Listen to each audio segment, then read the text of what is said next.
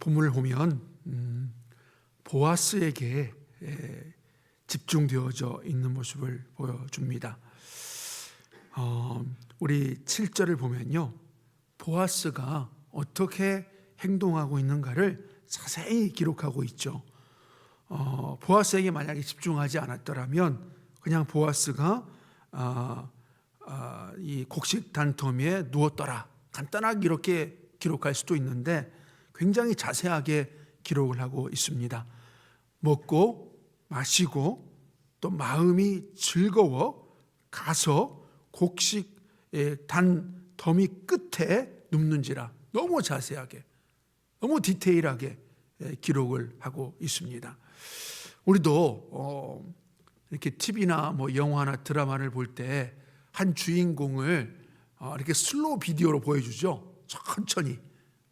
그런 것처럼 이 지금 보아스의 모습도 그렇게 천천히 모든 행동들을 자세하게 이렇게 보여주고 있습니다.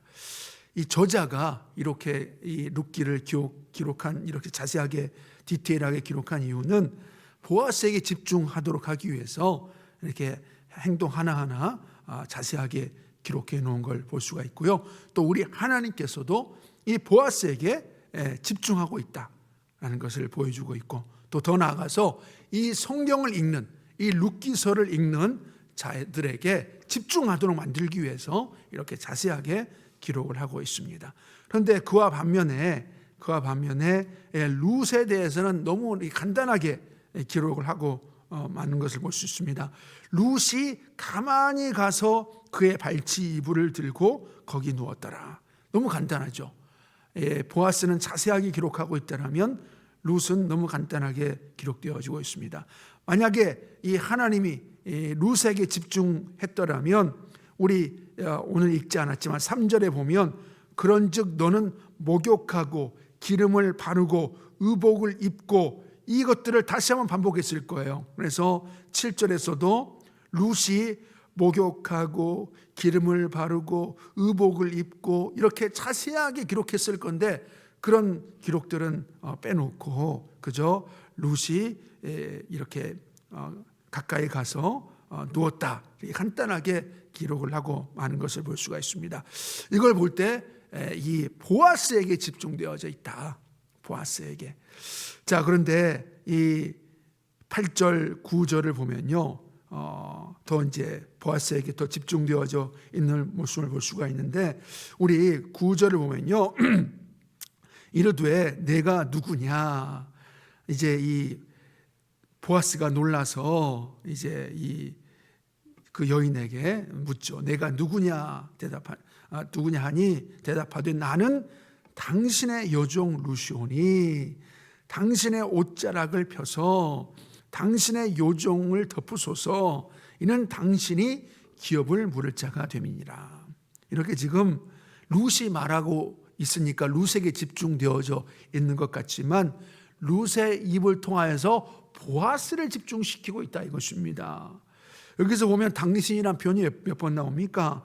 당신의 여종, 또 당신의 옷자락, 당신의 여종, 또 당신이 기업물을 짜다, 이렇게 해서 지금 당신이란 단어가 4번이 나오는데 이 히브리 원문을 보면 총 5번의 당신이란 표현이 기록되어져 있어요. 그래서 룻의 입에서 나와서 룻에게 집중되어져 있는 것 같지만 아닙니다.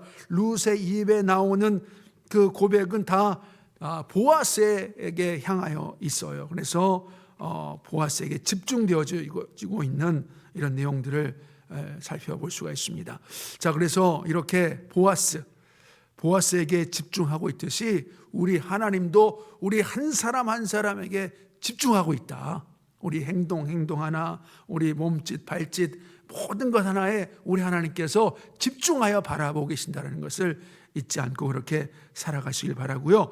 무엇보다 오늘 본문에 보면 이제 이 기업 물을 자라는 단어가 계속 또 반복되어져 나옵니다. 오늘 9절에 보면 기업 물을 자, 이렇게 시작되어져 있고요.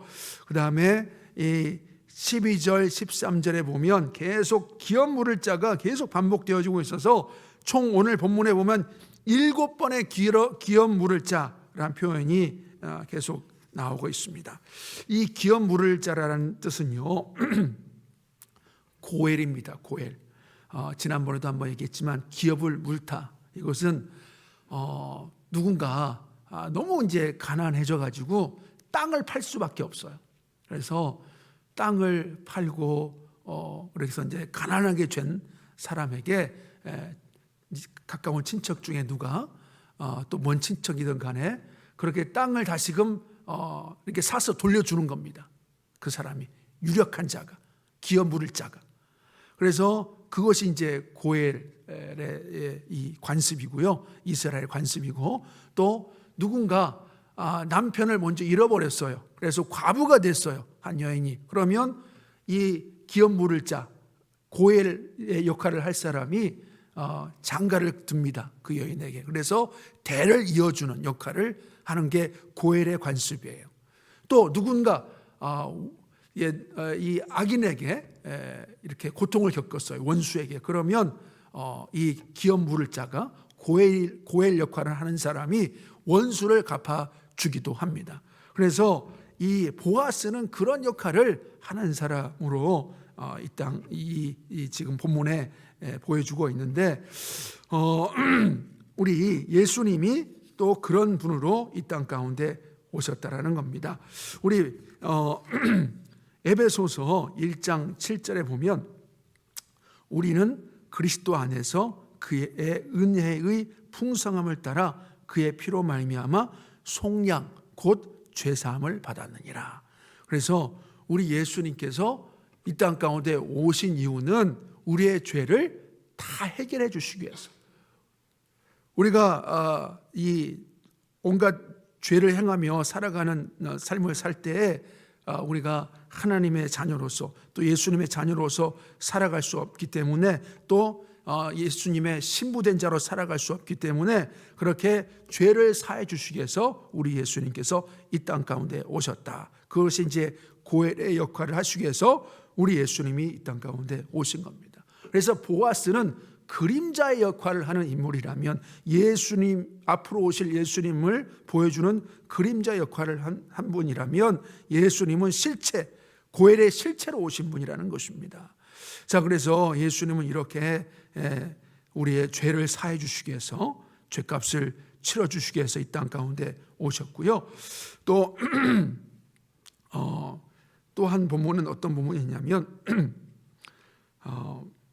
이 에베소서 2장 16절에 보면 또 십자가로 이 둘을 한 몸으로 하나님과 화목하게 하려 하심이라 원수된 것을 십자가로 소멸하시고 또 이 십자가를 통하여서 예수님께서 십자가 지심으로 인해서 또 그분이 피 흘려 주심으로 인해서 원수를 갚아주시기 위해서 원수를 소멸하시기 위해서 이 땅 가운데 오셨다라는 겁니다.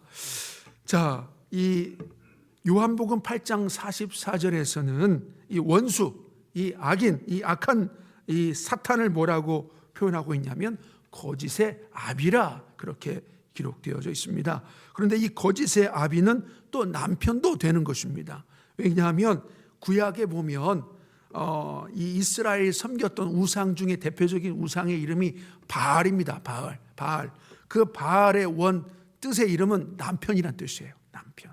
그래서 이렇게 바알 남편의 역할을 하기 위해서 이 우상으로서 그렇게 있지만 그 우상은 진정한 남편이 될 수 없죠. 사탄은 진정한 남편이 될 수 없고 진정한 아비가 될 수 없습니다. 그래서 예수님께서 진정한 아비요 남편으로 신랑으로 이 땅 가운데 오셨다라는 겁니다. 그래서 이 악한 것을 소멸해 주시기 위해서 이 땅 가운데 오신 분이 우리 예수님이시고요. 또 데살로니가 후서 1장 5절에는 또 이런 기록이 있습니다. 이는 하나님의 공의로 심판의 표요 너희로 하여금 하나님의 나라에 합당한 자로 여김을 받게 하려 함이니 그 나라를 위하여 너희가 또한 고난을 받느니라. 하나님의 나라를 유업으로 주시기 위해서 이 땅 가운데 우리 예수님께서 오셨다라는 겁니다. 우리가 하나님의 나라를 잃어버린 자로 살아가는데